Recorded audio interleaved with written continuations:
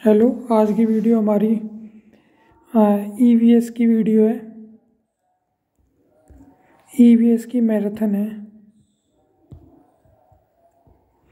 इसके अंदर जो भी सीटेट के अंदर आने वाली ईवीएस है एक क्लास में पूरी ख़त्म करेंगे। तो बिना किसी देरी के अपनी वीडियो स्टार्ट करते हैं।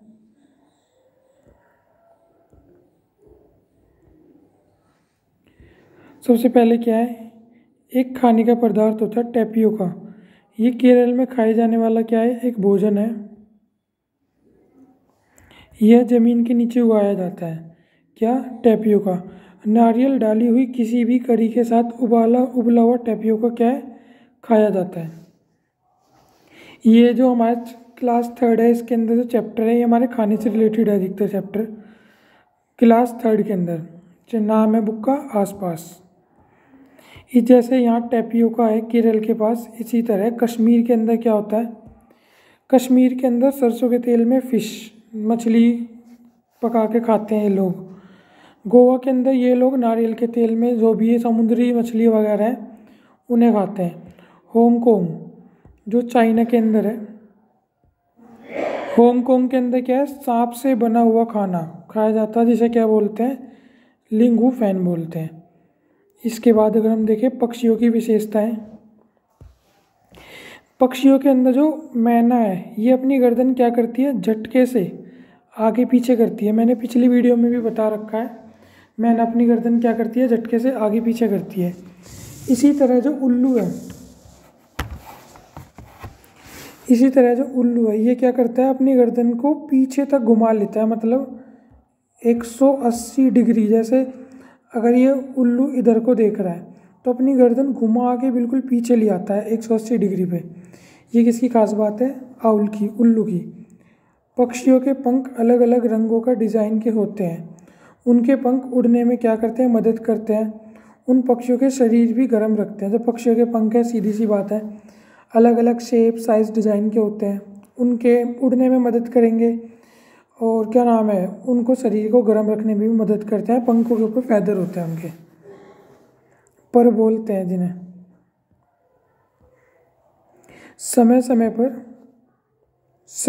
पर पक्षियों के पुराने पंख झड़ जाते हैं और नए पंख आ जाते हैं। पक्षियों के सिर पर आंखें होती है और कान पंखों से ढके होते हैं। क्लास थर्ड के अंदर है।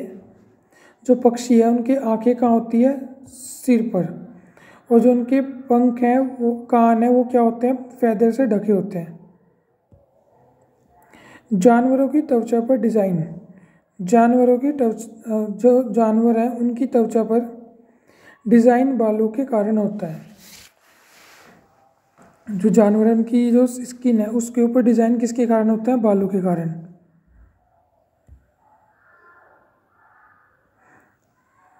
One minute. अगला है, वे जानवर जिनके शरीर पर बाल होते हैं और कान बाहर दिखाई देते हैं वे बच्चों को क्या करते हैं, जन्म देते हैं। क्या है, जिन जानवरों के शरीर पे तो बाल होते हैं और उनके कान क्या है, साफ साफ हमें दिखाई देते हैं, वे जानवर क्या करते हैं, बच्चे को जन्म देते हैं। जैसे मंकी हुआ, काऊ हुई, बफेलो हुई, सबके शरीर पे बाल तो होते ही हैं लेकिन हमें इनके कान क्या है, साफ साफ दिखाई देते हैं। तो इन जानवरों को क्या बोलते हैं, इन जानवरों को बोलते हैं मैमल्स। मैमल्स होते हैं जो बच्चे को जन्म दे। मैमल्स वर्ड आया मेमरी ग्लैंड से, जो अपने बच्चों को दूध पिलाते हैं, वहाँ से शब्द आया। तो सिंपल सी, जिन जानवरों के शरीर पे क्या होते हैं, बाल होते हैं और उनके कान साफ साफ दिखाई देते हैं, उन जानवरों, वे जानवर क्या करते हैं, बच्चे को जन्म देते हैं। वे जानवर जिनके शरीर पर कान बाहर नहीं दिखाई देते वे क्या करते हैं, अंडे देते हैं। जिन शरीर जानवरों के कान हमें बाहर नहीं दिखाई देते, अधिकतर वो क्या करते हैं, बच्चे को जन्म नहीं देते, वे अंडे देते हैं। नेक्स्ट है ब्रेल लिपि। ये आपके लिए बहुत इंपॉर्टेंट क्लास होने वाली है। इस तरह की लिपि में मोटे कागज पर उभरे हुए बिंदु होते हैं और ये भी पूछा जाता है इसके अंदर कितने बिंदु होते हैं, तो 6 डॉट। उभरे होने के कारण इन्हें छूकर पढ़ा जाता है। यह लिपि 6 बिंदुओं पर क्या होती है, आधारित होती है। इसे फ्रांस के देश में रहने वाले लुइस ब्रेल ने बनाया था।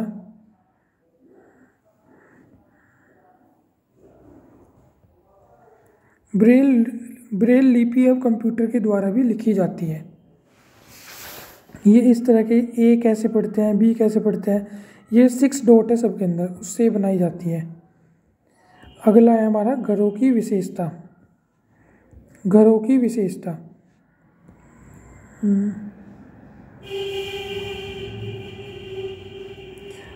असम।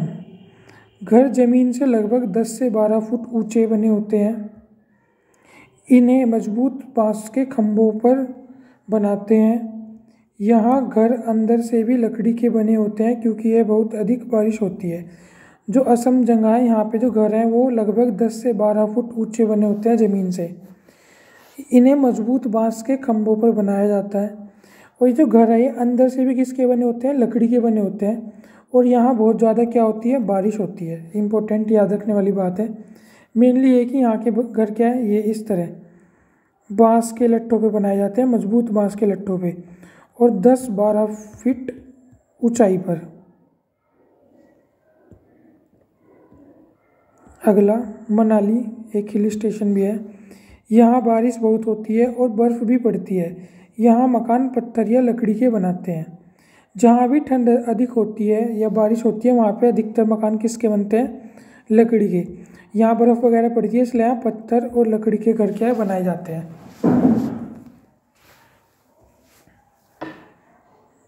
नेक्स्ट, राजस्थान। यहाँ बारिश बहुत कम होती है और बहुत गर्मी पड़ती है। राजस्थान में सबको पता है बारिश बहुत कम होती है लेकिन गर्मी बहुत होती है। घरों की दीवार बहुत मोटी होती है तथा लोग मिट्टी के घरों में रहते हैं। इन दीवारों को मिट्टी से ये लिपेटकर सुंदर बनाया जाता है तथा छत कटीली झाड़ियों की बनी होती है। यहाँ की दीवार जितनी ज़्यादा मोटी होगी, अगर सूरज की धूप यहाँ पड़ेगी ये गर्म होती इतने गर्मी यहाँ पहुँचेगी, इतने शाम हो चुकी होगी और वापस ये क्या हो जाएगी, ठंडी। इसलिए यहाँ की दीवार मोटी बनाई जाती है और मिट्टी की बनाई जाती है। जो छत है वो किसकी बना देते हैं, झाड़ वगैरह की, ताकि बहुत जल्दी छत क्या है, तपे ना, गर्म ना हो। ये मेन थर्ड क्लास का हमारा जो थर्ड है एनसीईआरटी की ये होगी। अब हम करते हैं fourth class. Class fourth NCERT notes.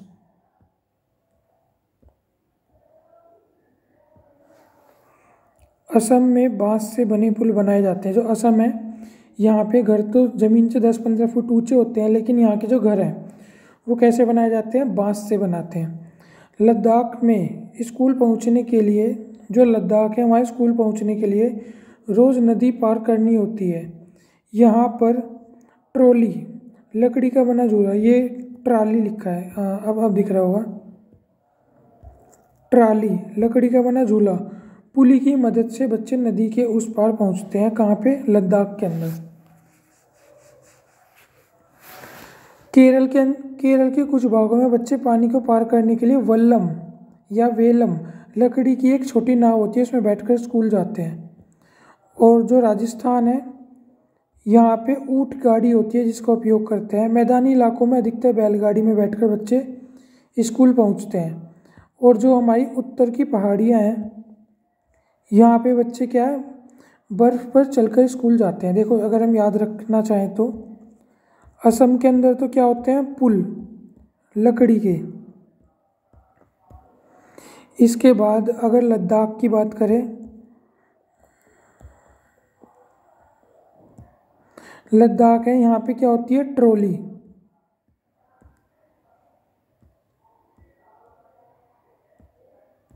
यहाँ ट्रॉली होती है। इसके बाद क्या था हमारा, केरल। केरल के अंदर क्या होती है, वेलम नाव। इसके बाद अगर हम बात करें हम राजस्थान की, राजस्थान के अंदर क्या होती है हमारी, ऊँट गाड़ी, क्योंकि राजस्थान के अंदर ऊँट मिलता है। और जितने भी मैदानी इलाके हैं यहाँ पे क्या होती है, बैलगाड़ी। और जो उत्तर की पहाड़ियाँ है, मतलब हमारी जो नॉर्थ की जो पहाड़ियाँ है या नॉर्थ के जो एरिया है, वहाँ पे लोग क्या है, बच्चे बर्फ़ पर चलकर स्कूल जाते हैं। अब हम खाने से रिलेटेड बात करते हैं वापस। जो एक बड़ा हाथी है वो एक दिन में 100 किलोग्राम से ज़्यादा पत्ते और झाड़ियाँ क्या है खा लेता है। हाथी बहुत कम आराम करते हैं, एक दिन में बस 2 से 4 घंटे क्या है हाथी सिर्फ सोता है। हाथी को पानी और कीचड़ में खेलना बहुत पसंद है, इसके शरीर को ठंडक मिलती है। इससे हाथी के शरीर को क्या मिलती है? ठंडक। हाथी के कान भी पंखे की तरह होते हैं, गर्मी लगने पर हाथी अपने कान हिलाकर हवा करता है। हाथी के झुंड में केवल 1 मिनट।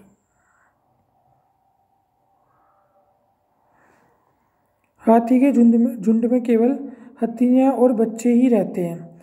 जो हाथी है इसके झुंड में केवल फीमेल होंगी और बच्चे होंगे, मेल हाथी नहीं होते।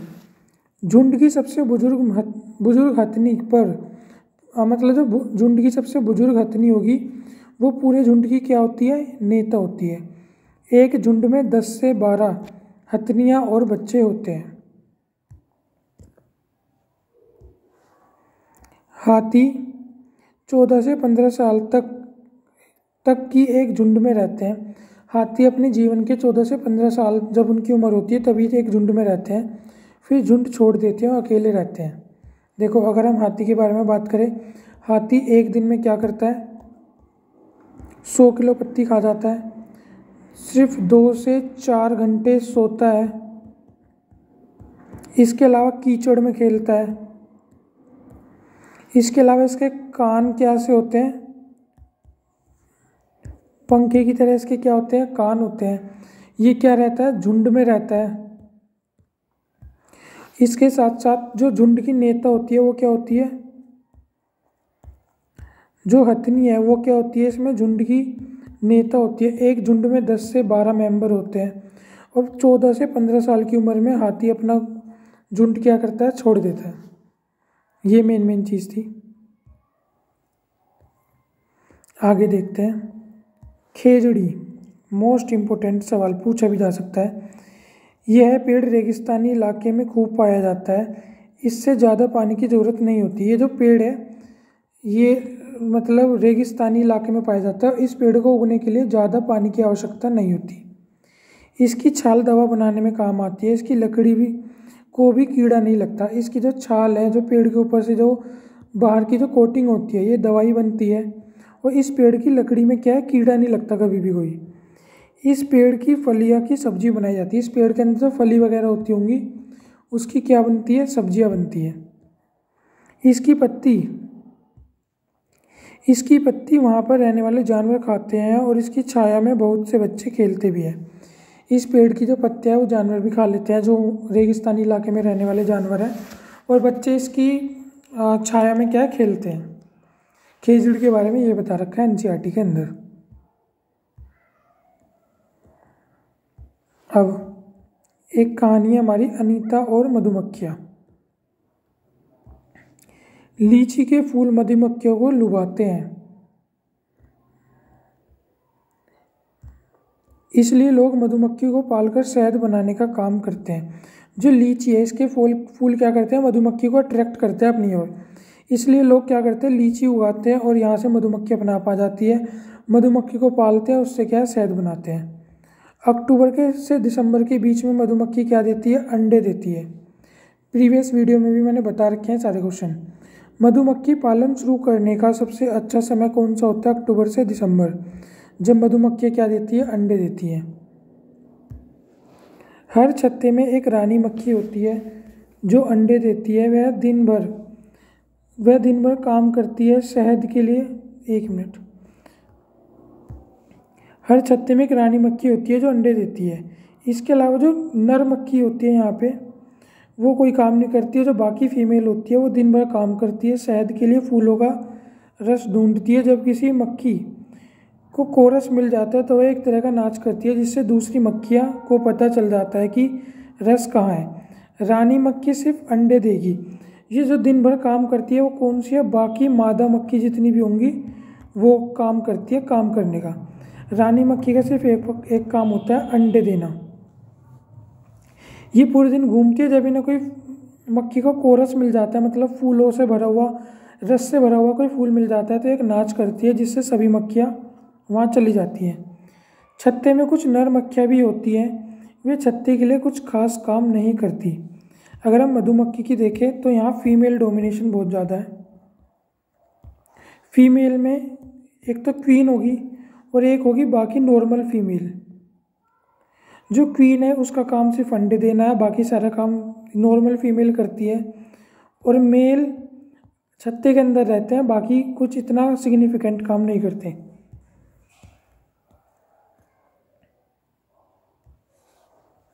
गांधीधाम अहमदाबाद और वलसाड़। गांधीधाम कहाँ है? अहमदाबाद में। और वलसाड़ कहाँ है? गुजरात में।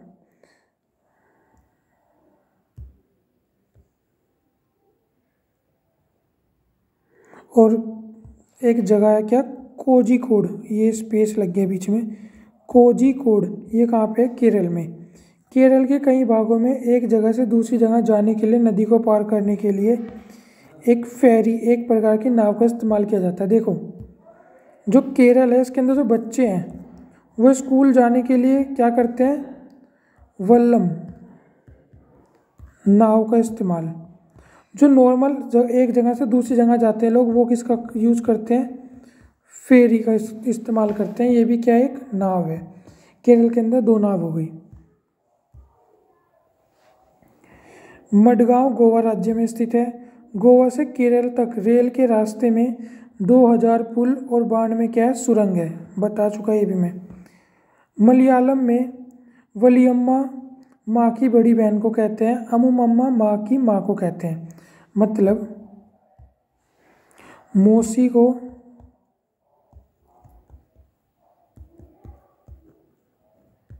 वली अम्मा, नानी को अमू मम्मा कहते हैं। अब हमें देखना भाषा और उनके राज्य और उनकी भाषाएं।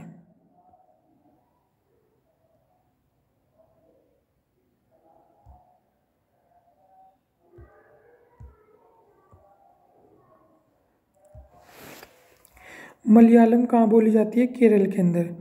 कोंकणी कहाँ बोली जाती है? गोवा के अंदर। मराठी कहाँ बोली जाती है? महाराष्ट्र। गुजराती गुजरात, कन्नड़ कर्नाटक के अंदर। याद रखने वाली जो 2-3 भाषा है, ईजिली याद रख सकते हैं हम। केरल के अंदर मलयालम, गोवा में कोंकणी और कर्नाटक में कन्नड़। ये 3 चीज़ें जो हमें याद रखनी है, बाकी 2 तो सेम ही है। केरल में मलयालम बोली जाती है, गोवा में कौन सी? कोंकणी। कोंकणी यहाँ पे वो भी है, ऐसा बीच है। और कर्नाटक में कन्नड़, ये भी याद होगा। अब ये बहुत इम्पोर्टेंट है, कर्णम मल्लेश्वरी। कर्णम मल्लेश्वरी एक वेट लिफ्टर है। यह आंध्र प्रदेश की रहने वाली है। इनके पिता पुलिस में हवलदार थे या हैं। जब यह 12 साल की थी तब से वज़न उठाने का अभ्यास करने लगी थी। अब यह एक बार के में 130 किलोग्राम वज़न उठा लेती है। अब नहीं, जब ये जवान थी अपने टाइम पे। कर्णम मल्लेश्वरी ने भारत के बाहर 29 इंटरनेशनल मेडल जीत रखे हैं। इनकी 4 बहनें भी रोज़ वज़न उठाने का प्रयास करती हैं, अभ्यास। Karnam Malleswari first Indian woman to win a medal at Olympics. Olympics में एक मेडल जीतने वाली पहली जो महिला है वो कौन है? कर्णम मल्लेश्वरी। अब बिहार की एक जगह है मधुबनी। यहाँ पे एक चित्रकला फेमस है जिसका नाम क्या है? मधुबनी चित्रकला। Pen change. यह चित्रकला बहुत पुरानी है। यह चित्रकला बिहार के मधुबनी जिले के नाम से जानी जाती है। त्योहारों और खुशी के मौके पर वहाँ घरों की दीवारों पर और आंगन में इस तरह के चित्र क्या है? बनाए जाते हैं। इस चित्र में यूज़ क्या होता है? पीसे हुए चावल के घोल में रंग मिलाकर बनाए जाते हैं। यह रंग खास प्रकार के होते हैं। इन्हें बनाने के लिए नील, हल्दी, फूल, पेड़ों के रंग आदि का इस्तेमाल किया जाता है। कुल मिला के टोटली ऑर्गेनिक, और होती भी बहुत बढ़िया है, ये देख लो। चित्रों में इंसान, जानवर, पेड़, फूल, पंछी, पक्षी, मछलियाँ और अन्य जीव जंतु साथ में बनाए जाते हैं। उत्तर प्रदेश। उत्तर प्रदेश में एक फूल होता है कचनार। इसके फूल की क्या बनाई जाती है? सब्जी, कचनार के फूल की। केरल में केले के फूलों की सब्जी बनाई जाती है। महाराष्ट्र में सहजन के फूलों की सब्जी बनाई जाती है। उत्तर प्रदेश का कन्नौज जिला इत्र के लिए मशहूर है। यहाँ पर पास के इलाकों से ट्रक से भरकर फूल लाए जाते हैं, फिर उनमें इत्र, गुलाब जल और केवड़ा तैयार किया जाता है। इन फूलों से इत्र, गुलाब जल और केवड़ा क्या तैयार किया जाता है? केवड़ा क्या होता है? पानी के अंदर फूल डाल के छोड़ देते हैं रात भर, उस पानी को बोलते हैं केवड़ा। उत्तरांचल में पहाड़ों के बीच फूल ही फूल हैं, जिसे फूलों की घाटी कहा जाता है। उत्तरांचल के अंदर पहाड़ों के बीच फूल ही फूल है, जिसे क्या कहा जाता है? फूलों की घाटी। विशेष पक्षी और उनकी विशेषताएं। कोयल। कोयल बहुत मीठा गाती है। वह अपना घोंसला नहीं बनाती।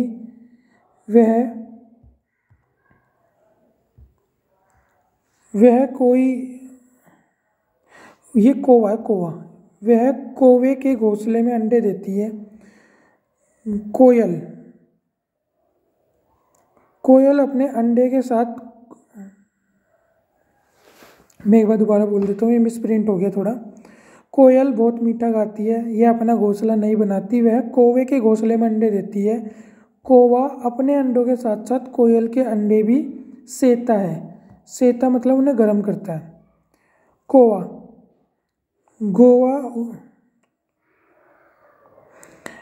थोड़ी सी मिसप्रिंटिंग है, मैं ठीक कर देता हूँ। ये कौवा नहीं है, ये होता है हमारा चील और बाज जैसे पक्षी।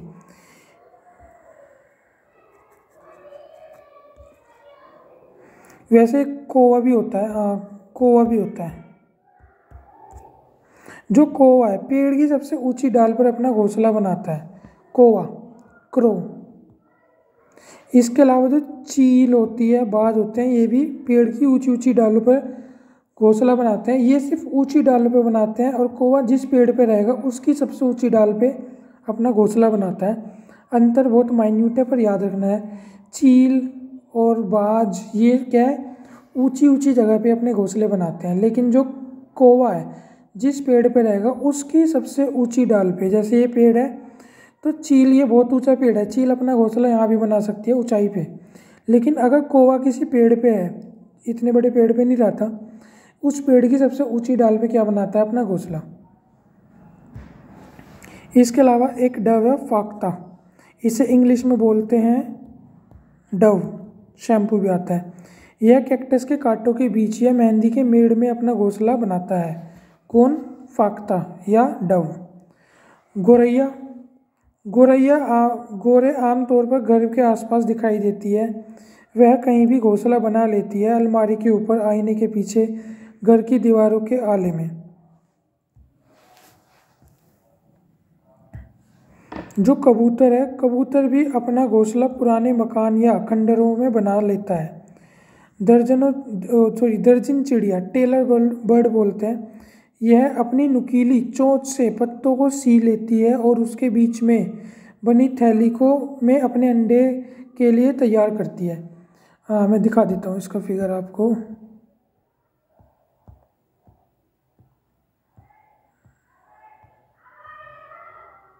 उसका फिगर नहीं है, ये क्या करती है?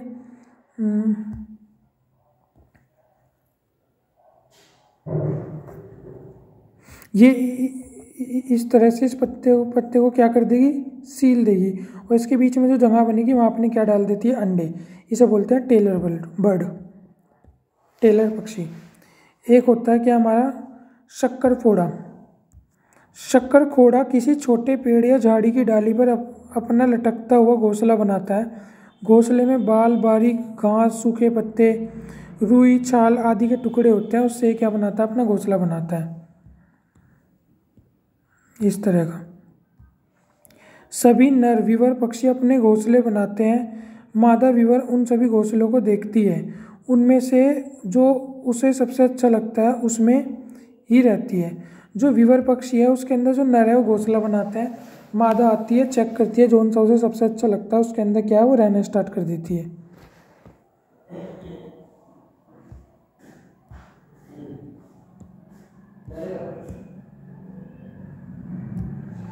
इंडियन रोबिन एक पक्षी है, ये क्या करता है, पत्थरों के बीच अपने क्या देता है, अंडे देता है। गाय के आगे के दांत छोटे होते हैं पत्ते को काटने के लिए, और घास चबाने के लिए पीछे दांत छोटे और बड़े दोनों होते हैं। गाय के जो आगे वाले दांत होते हैं छोटे छोटे होते हैं, ये सिर्फ काटने का काम करते हैं घास को, पीछे चबाने के लिए अलग दांत होते हैं। बिल्ली के दांत नुकीले होते हैं जो मांस फाड़ने और काटने का काम करते हैं। सांप के दांत नुकीले होते हैं जो अपने शिकार को चबा कर नहीं खाता बल्कि पूरा निगल जाता है, इसलिए उसके फैंग होते हैं, फैंग। गिलहरी के दांत हमेशा बढ़ते रहते हैं, दांतों को काटने और बढ़ने के कारण इनके दांत घिसते हैं।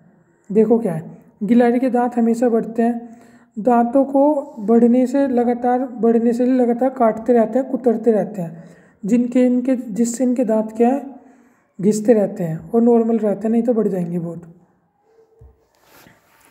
रेगिस्तानी ओक, यह ऑस्ट्रेलिया में पाए जाने वाला एक वृक्ष है। इसकी ऊंचाई एक क्लास की दीवार के लगभग होती है और पत्तियां बहुत ही कम।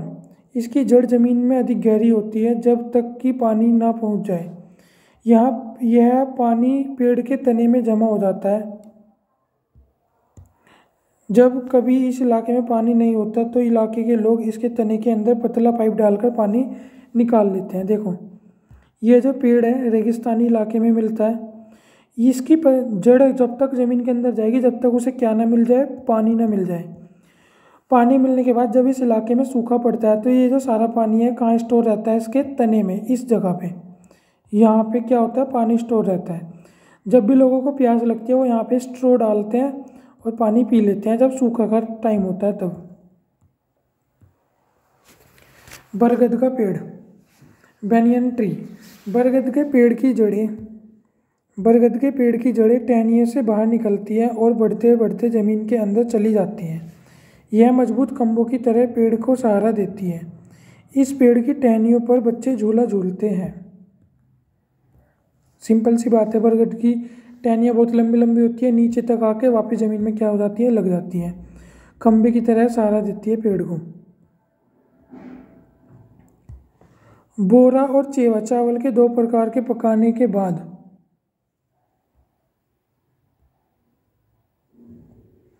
बोरा और चेवा चावल के दो प्रकार है जो पकाने के बाद चिट्ठी पर हो जाते हैं, जो असम में खाया जाता है। बिहू त्यौहार मनाया जाता है असम के अंदर।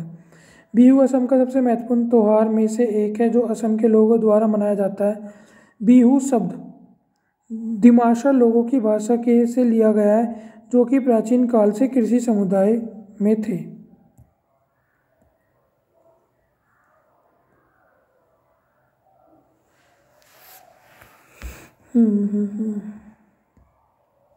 एक होता है भेलाघर। भेलाघर क्या होता है, यह त्यौहार अप्रैल के मध्य में शुरू होता है, आमतौर पर 1 महीने के लिए जारी रहता है। असम के लोग इस दिन रंग बिरंगे कपड़े पहनते हैं और ये भेलाघर में रहते हैं। गांव के बाहर बनाया जाता है और शाम को इसमें क्या लगा दी जाती है, आग, भेलाघर में। पोचमपल्ली, मुक्तापुर गांव आंध्र प्रदेश के पोचमपल्ली जिले में है। इस जिले में ज़्यादातर परिवार बुनकर हैं, इसलिए बुनाई को पोचमपल्ली के नाम से जाना जाता है। इस शहर में पोचमपल्ली साड़ियाँ बहुत ही प्रसिद्ध हैं।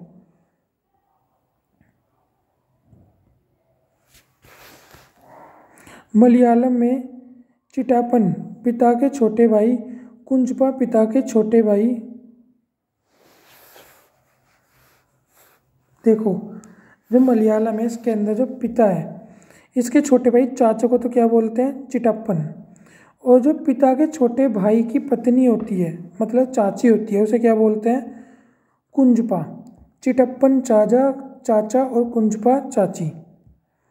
अबू धाबी में आ जाते हैं। अबू धाबी संयुक्त अरब अमीरत में है। अबू धाबी में सिर्फ खजूर के पेड़ ही दिखाई देते हैं क्योंकि यह एक ऐसा पेड़ है जो वहाँ उग सकता है। अबू धाबी में रुपये को दिरहम कहा जाता है। अबू धाबी के लोग ढीले ढाले सूती कपड़े पहनते हैं और वे पूरे शरीर और सिर ढक कर रखते हैं ताकि तेज़ धूप से बच सके। अबू धाबी में रेतीली ज़मीन के नीचे तेल होता है, इसलिए यहाँ पेट्रोल आसानी से मिल जाता है। ये हमारी चैप्टर 4 जो क्लास 4 ही हो चुकी। अभी तक हमने 3rd 4th क्लास हो गई। अब हमारी क्या है, last 5th class. Most important access वो मतलब वीडियो है हमारी, एक ही मैराथन के अंदर सारा काम हो जाएगा। क्लास 5th की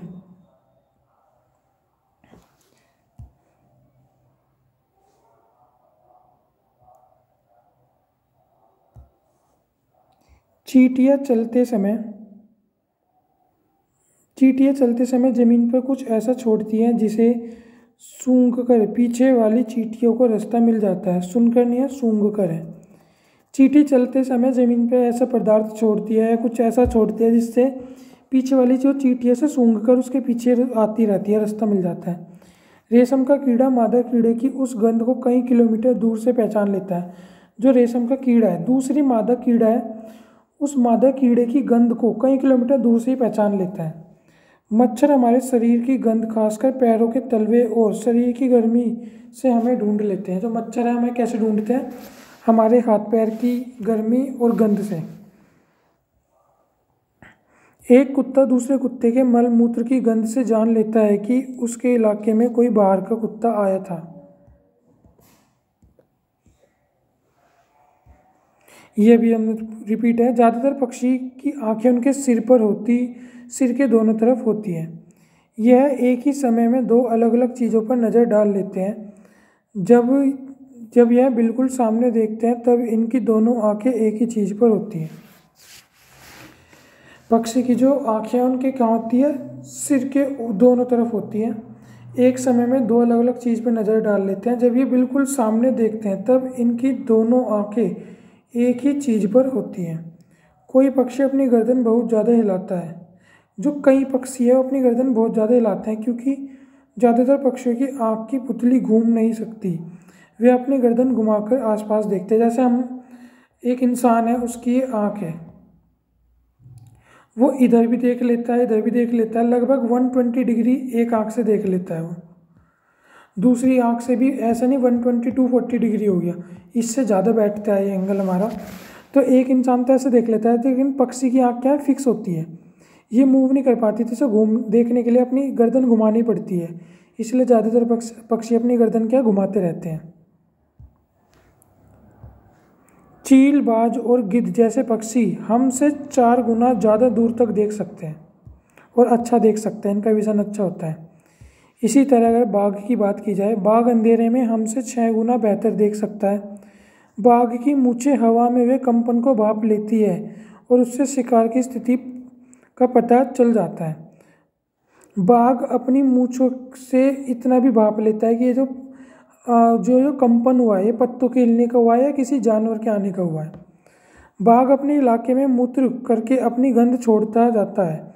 यह इलाका कई किलोमीटर बड़ा हो सकता है। एक बार किसी दूसरे जो एक बाघ है, मिसप्रिंट, जो एक बाघ है, बाघ टाइगर, ये दूसरे बाघ के मूत्र की गंध को झट पहचान लेता है। बाघ मौके के अनुसार अपनी आवाज़ बदलते हैं। बाघ का गुर्राना 3 किलोमीटर दूर तक सुनाया जा सकता है। बाघ हवा में पत्तों के हिलने और शिकार के झाड़ियों में हिलने की आवाज़ में अंतर भाप लेते हैं। ये मैंने बात अभी बताई भी थी तुम्हें। बाघ के दोनों कान बाहर की आवाज़ के लिए अलग अलग दिशाओं में बहुत ज़्यादा घूम भी जाते हैं। अलग अलग दिशा के लिए कान उसके घूमते रहते हैं।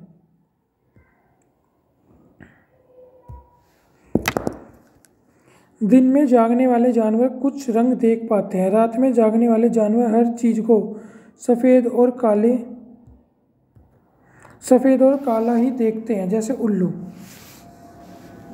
सांप के बाहरी कान नहीं होते, वह जमीन पर हुए कंपन को ही सुन पाता है। पेड़ पर बैठा लंगूर एक खास आवाज़ निकालकर अपने साथियों को मुसीबत के समय संदेश देता है। जानवर को मारे जाने के कारण, ये इम्पोर्टेंट टॉपिक है। जानवर क्यों मारे जाते हैं? हाथी दांतों के लिए मारा जाता है, गैंडा सींगों के लिए मारा जाता है, चीता मगरमच्छ सांप उनकी त्वचा के लिए, कस्तूरी हिरन किस लिए मारा जाता है? उसकी खुशबू के लिए। कुछ जानवर का शिकार करना मना है। जो कुछ जानवरों का शिकार करना क्या है? मना है। जैसे उत्तराखंड के जिम कॉर्बेट नेशनल पार्क और राजस्थान के भरतपुर में काला गना देव अभ्यारण्य आदि। ये ऐसी जगह है जहाँ पे जानवर मारना मना है। और फिलहाल भारत के अंदर हर जगह कोई भी जंगली जानवर को मारना सख्त मना है।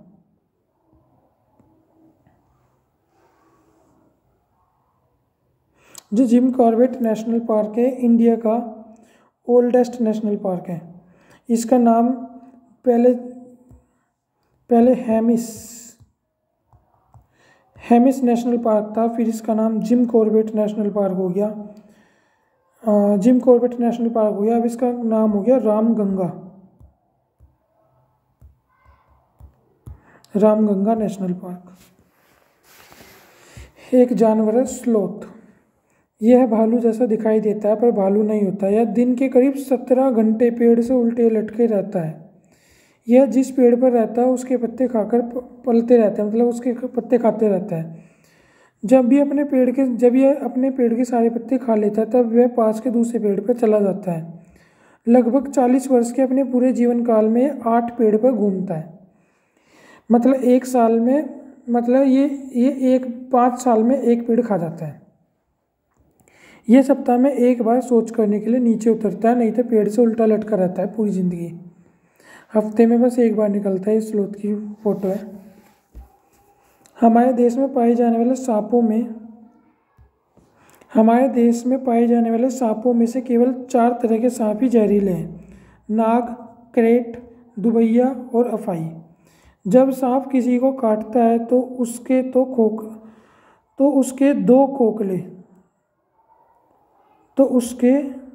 दो खोखले जहर वाले दांतों से उस व्यक्ति के शरीर में जहर चला जाता है। जहर के असर को ख़त्म करने की दवाई या सीरम सांप के जहर से ही बनाया जाता है, जिसे क्या बोलते हैं? एंटीडोट बोला जाता है। पिचर प्लांट और नेफंथिस, बहुत इंपॉर्टेंट। ये होता है पिचर प्लांट। यहाँ पे इसके अंदर से स्मेल निकलती है अच्छी सी। कीड़े मकोड़े यहाँ स्मेल के चक्कर में जाते हैं, ढक्कन ऊपर से बंद हो जाता है बिल्कुल, और ये इसके अंदर मर जाते हैं। इससे क्या करता है? अपने नाइट्रोजन की कमी को पूरा करता है। यह पौधा ऑस्ट्रेलिया, इंडोनेशिया, भारत के मेघालय राज्य में पाया जाता है। इसका आकार लंबे घड़े जैसा होता है जिसके ऊपर पत्ती का ढक्कन लगा होता है। घड़े से खास खुशबू निकलती है जिसकी वजह से कीड़े खींचे चले आते हैं। पौधे के ऊपर पहुंचते ही कीड़े अंदर फंस जाते हैं और बाहर नहीं निकल पाते, इसलिए इन पौधों को नेफंथिस या शिकारी पौधा कहा जाता है।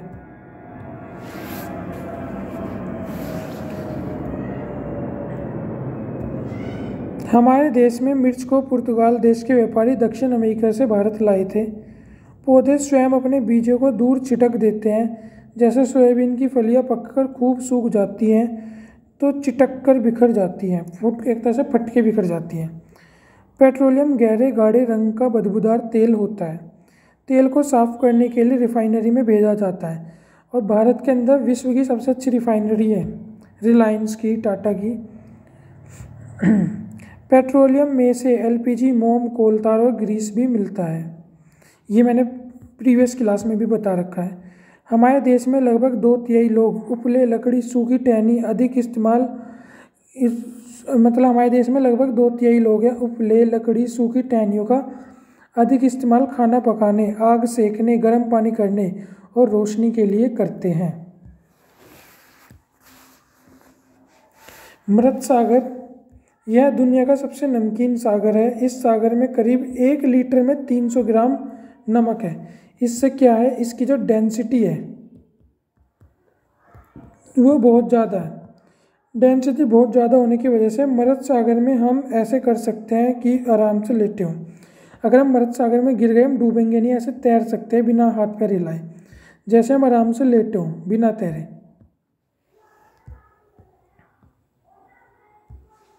नाग गुम्फन क्या है? यह एक प्रकार का डिज़ाइन, ऐसे डिज़ाइन जो रंगोली, कढ़ाई और दीवारों को सजाने के लिए सौराष्ट्र, गुजरात और दक्षिण में प्रयोग किया जाता है। महाराष्ट्र, गुजरात, सौराष्ट्र, ये जो इलाके हैं, गुजरात के इलाका है सौराष्ट्र, इसके कुछ एरिया में, दक्षिण के कुछ एरिया में एक डिज़ाइन होता है जो दीवारों पर, कपड़ों पर किया जाता है, उसका नाम है नाग गुम्फन।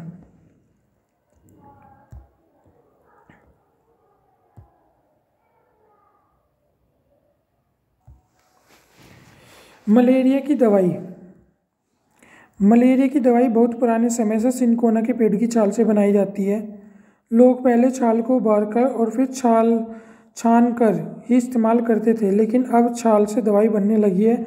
इसका नाम क्या है? CHQ, क्लोरोक्विन, हाइड्रोक्सी क्लोरोक्विन भी बोलते हैं। दूसरा नाम HCQS।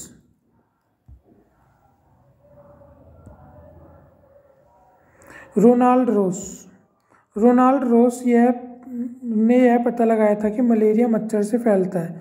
उससे पहले ऐसा लगता था कि मलेरिया गंदगी से फैलता है, जो अंग्रेज मानते थे। सन 1902 में चिकित्सा के क्षेत्र में नोबेल पुरस्कार भी मिला किसे? रोनाल्ड रोस को।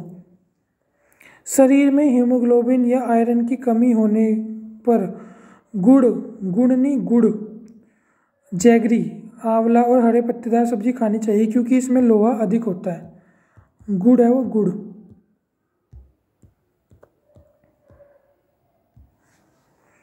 दिल्ली से मुंबई तक का रास्ता 1400 किलोमीटर तक का है। ठंडा रेगिस्तान, लद्दाख को ठंडा रेगिस्तान बोला जाता है। लेह के घरों की विशेषताएं देखते हैं। लेह के घरों की विशेषताएं, यहाँ के मकान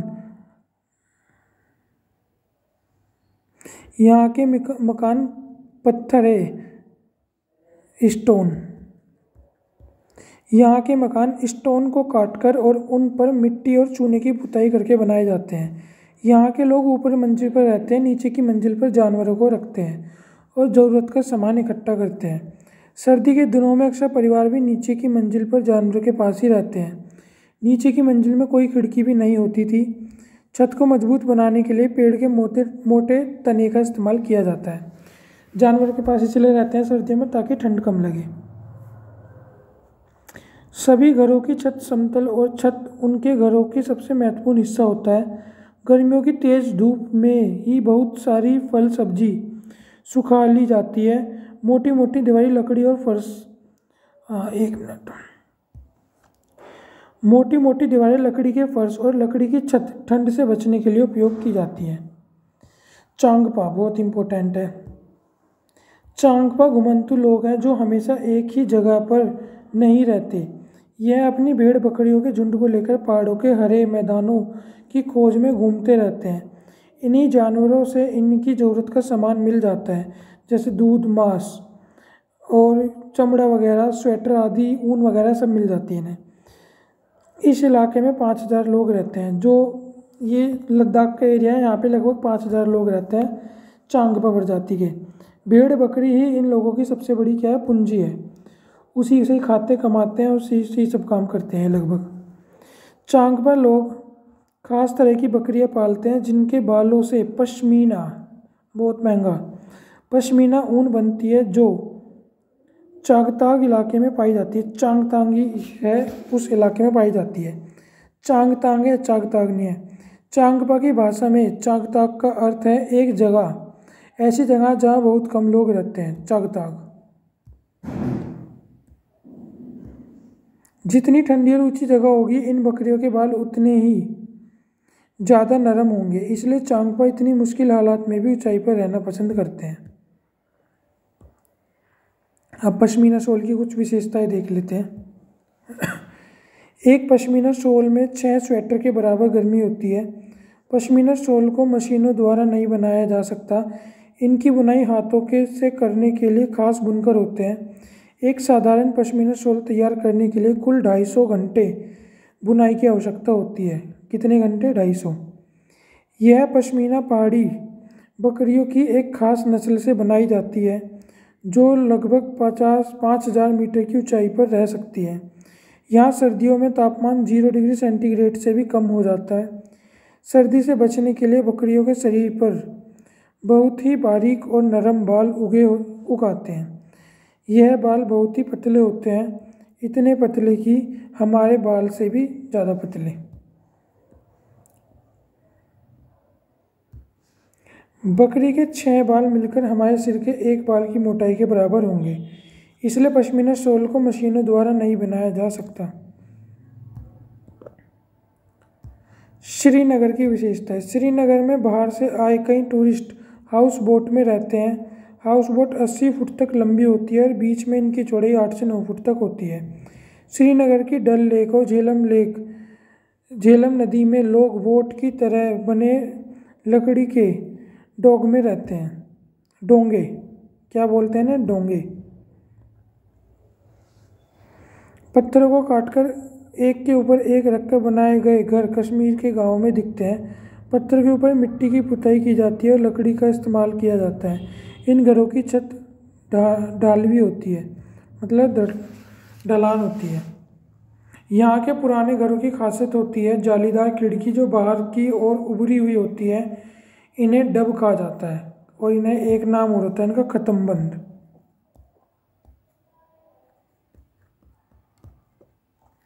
खत्मबंद भी कहते हैं इन्हें। यहाँ पर घर पत्थर, लकड़ी और ईंट से मिलकर बनते हैं। घरों के दरवाजे, खिड़कियों का डिज़ाइन दार मेहराब बने होते हैं। अब ऊंधियो, गुजरात की डिश है, जेठालाल वाली से याद है मुझे। गुजरात में ऊंधियो का मतलब होता है उल्टा। यह गुजरात की बहुत ही प्रसिद्ध भोजन है। इसे ताज़ी सब्जी और मसालों के एक साथ मटके में भरकर उसे सील बंद करके कोयले पर मटके को उल्टा रखकर पकाया जाता है। ऊंधियों के साथ मिट्टी के चूल्हे में पकी बाजरे की रोटी और साथ में मक्खन, दही और छाछ के साथ खाया जाता है। कुडुक, कुडुक झारखंड के लोगों की भाषा है। कुडुक भाषा में तोरंग का अर्थ होता है जंगल। जंगल अधिकार कानून 2007 में आया था। यह कानून आदिवासियों को जंगल पर उनका हक दिलाता है नाम के लिए।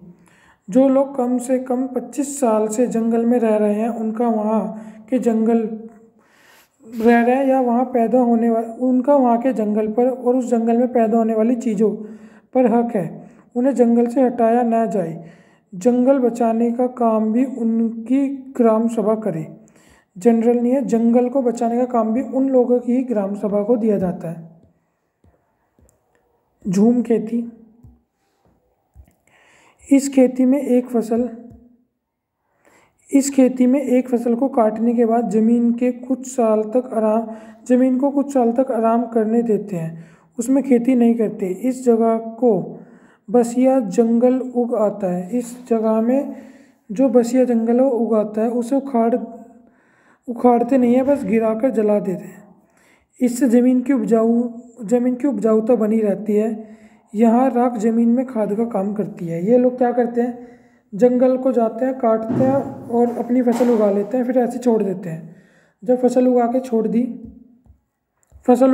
दी, अपना ऊपर का सामान ले लिया, वापस चले गए। ये चीज़ ऐसी गिर जाएगी, इसमें आग लगा के चले जाएंगे। ये जो राख है ये इसकी उपजाऊता बनाए रखती है। फिर जब इस ज़मीन को खेती की बारी आती है तो ज़मीन को जोता नहीं जाता, मिट्टी को हल्के से हिलाकर बीज छिड़क देते हैं और इसके अंदर खेती हो जाती है।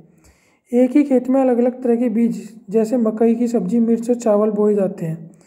इसकी मुख्य फसल चावल ही होती है। इन लोगों की मुख्य फसल चावल ही होती है, झूम खेती वालों की। फसल पकने पर गांव में सबसे बड़ा त्योहार मनाया जाता है। सब साथ में खाना खाते हैं और चरोवा नाच भी करते हैं फसल पक जाने के बाद। Sheru dance is a traditional cultural dance performed in Mizoram, India, consisting of mostly 6 to 8 people holding a pair of bamboo staves to one another horizontally placed bamboo on ground। ये देख के समझ आ गया कि इस डांस का नाम क्या है, छेऊ। मिजोरम और उसके आसपास के इलाकों में किया जाता है। पूरण पोली, ये भी तारक मेहता वाले नाटक के अंदर है, वो महाराष्ट्र की डिश है। मीठी रोटी जो गुड़ और जाम से बनाई जाती है, यह मसालेदार कढ़ी के साथ खाई जाती है। सर ग्रीगर जॉन मेंडल, इनका जन्म 1822 में ऑस्ट्रेलियन या ऑस्ट्रिया है यूरोप के अंदर के एक गरीब परिवार में हुआ। इन्हें 7 सालों तक 28,000 पेड़ पर उपयोग किए। इन्होंने मटर के पौधों को अपना प्रयोग किया। इंडिया अनुवांशिकता का जनक इंडियन ये इनको अनुवांशिकता का जनक भी कहा जाता है।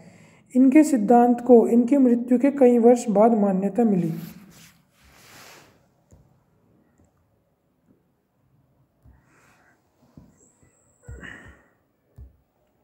टिन जमीन का क्या अर्थ होता है? एक टिन बीज को जितनी जमीन में बोया जाता है उतनी जमीन एक टिन जमीन कहलाती है। एक टिन जमीन से जितनी जमीन को बोया जाएगा उस जमीन को बोलेंगे कि ये एक टिन जमीन है। क्रोटॉन पौधे की जड़ जमीन में बहुत अंदर नहीं जाती। जब यह मुरझाने लगता है तो किसान समझ जाते हैं कि खेती को पानी की आवश्यकता है। सर्वाधिक भीड़ वाला शहर मुंबई से दिल्ली आने के लिए महाराष्ट्र, गुजरात, राजस्थान राज्य से होकर जाना पड़ता है। ये एक चीज़ जो तैयारी कर रहे हैं ये देख लेना, पूरा भारत का मैप, कौन सा राज्य कहाँ है, दिल्ली कहाँ है, महाराष्ट्र कहाँ है, गुजरात कहाँ है, राजस्थान कहाँ है, हरियाणा कहाँ है। माउंट एवरेस्ट फतेह करने वाली पहली भारतीय महिला कौन है? बछेंद्री पाल। 23 मई 1904 को 1:07 पर इन्होंने माउंट एवरेस्ट फतेह कर लिया था। माउंट एवरेस्ट फतेह करने वाली विश्व की 5वीं महिला बछेंद्री पाल। 12 वर्ष की आयु में बछेंद्री पाल ने 4000 मीटर की ऊंचाई चढ़ी। नेपाल के एवरेस्ट का नाम है, नेपाल के अंदर एवरेस्ट को क्या बोलते हैं? सागरमाथा। बछेंद्री पाल 43 मिनट एवरेस्ट पर रही थी। अंतरिक्ष में सभी चीज़ें वायु में तैरने लगती हैं। क्यों? क्योंकि गुरुत्वाकर्षण शून्य हो जाता है या बहुत कम हो जाता है। चांद पर उतरने वाले व्यक्ति कौन थे? जो चांद पर सबसे पहले उतरने वाले व्यक्ति कौन थे? नील आर्मस्ट्रांग थे। तो 3 लोग, नाम सिर्फ हम एक का याद करते हैं।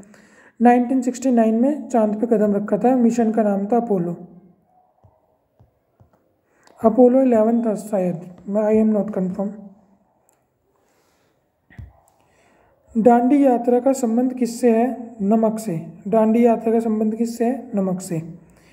डांडी यात्रा कब आरंभ की गई? 1930 के अंदर दांडी यात्रा आरंभ की गई। इसके अंदर क्या है? नमक बनाया गया। समुद्र में जाके सरकार ने नमक के ऊपर टैक्स लगा रखा था। उस टैक्स को तोड़ने के लिए गांधी जी ने एक यात्रा निकाली, जिसके अंदर साबरमती से निकले और अपना समुद्र पे गए और वहाँ नमक बना के उनका कानून तोड़ दिया। यहाँ से आंदोलन स्टार्ट हुआ, सविनय अवज्ञा आंदोलन। यह यात्रा कहाँ से कहाँ तक की थी? अहमदाबाद के डांडी तक गांधी जी तथा इनके अनुयायियों द्वारा ये की गई थी। बस वीडियो ख़त्म।